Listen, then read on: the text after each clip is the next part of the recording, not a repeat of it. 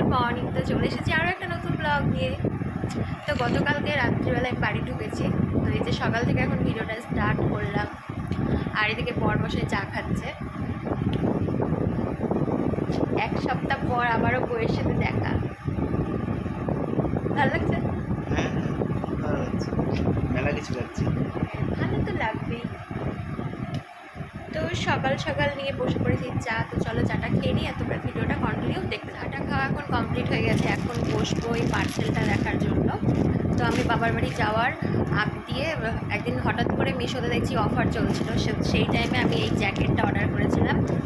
তো এটার দাম নিয়েছে মাত্র 150 টাকা। এর আগে যখন আমি দেখেছিলাম তখন দাম ছিল 250-300 এরকম। তো কম দামে পেয়ে গিয়েছি, আর এই জ্যাকেটটারও দরকার ছিল।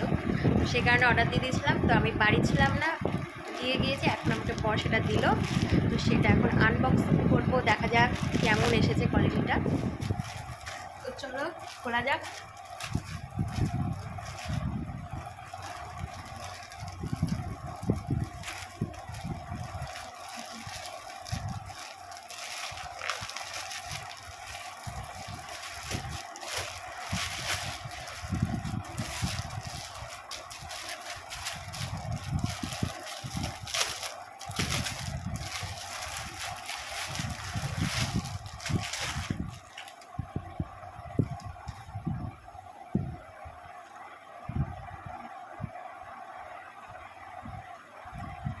দারুণ দারুণ কোয়ালিটিটা, দারুণ সুন্দর।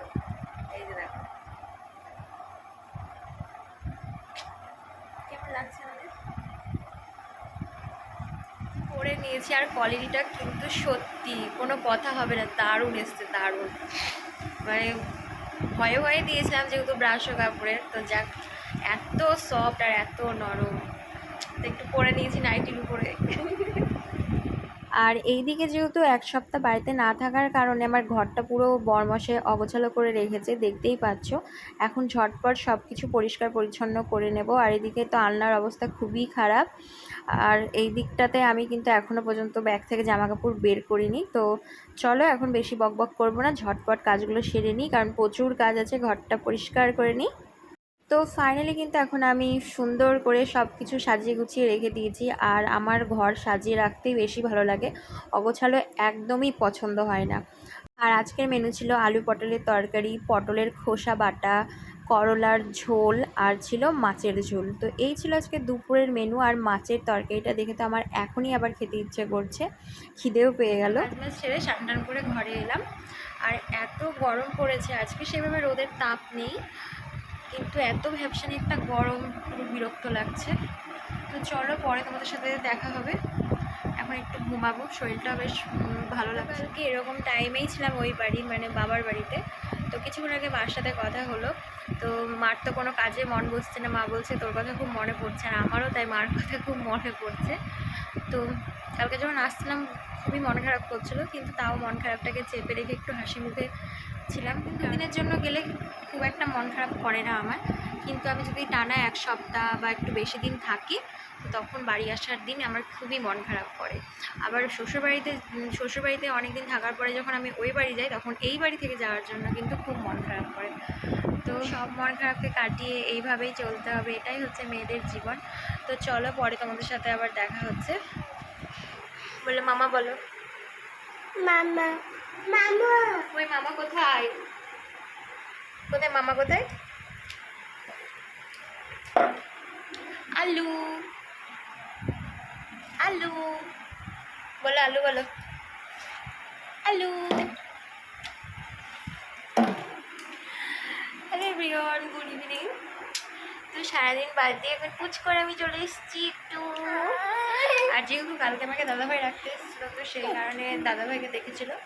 তো ওকে এখন যদি বলি মামা কোথায় ছিল, বা মানে ও নিজে থেকেই মামা মামা হচ্ছে, মানে ঘরে আসলে মানে দাদাভাইকে দেখেছিল সবাই বসে থাকতে। তো সোফাটা দেখাচ্ছে যে এইদিকে মামা আছে। মামা কি হচ্ছে, কি হচ্ছে এটা? কতটা পাকা দেখো, একা একা পড়ছে। সকালে আমাকে পড়তে দেখেছে, দিয়ে ওকে একটু পরিয়ে দিয়েছিলাম। ওটা নেয় না, ভেঙে যাবে, ভেঙে যাবে। দাও শোনা, দাও। চোখে পড়া জিনিস না। একটু মিমি পিপিদের হাই করে দাও। হাই, বলো কেমন আছো সবাই, জিজ্ঞাসা করো, বলো মিমি পিপিদের বলো কেমন আছো। বু, পাক্কা বুড়ো একটা। দোলে দোলে দোলে দোলে দোলে দোলে। এত গরম পড়েছে, ঘরে থাকতে আর ইচ্ছে করলো না, ওই জন্য একটু বাইরে এসে বসে আছি। আর বাইরে বেশ সুন্দর হাওয়াও দিচ্ছিল। তো দিদিভাই আমি মিলেই বসেছিলাম আর গল্প করছিলাম। তো দিদিভাইয়ের ফোন আসলো বলে ঘরে গেল, আর পুচকু তো দৌড়ে দৌড়ে বেড়াচ্ছে। তো চলো, এই ছিল আজকে আমার সারাদিনের ব্লগ। ভালো লাগলে কিন্তু লাইক কমেন্ট শেয়ার আর সাবস্ক্রাইব করে দিবা। তো আবার নতুন একটা ব্লগে খুব তাড়াতাড়ি দেখা হবে। Tata, good night, by.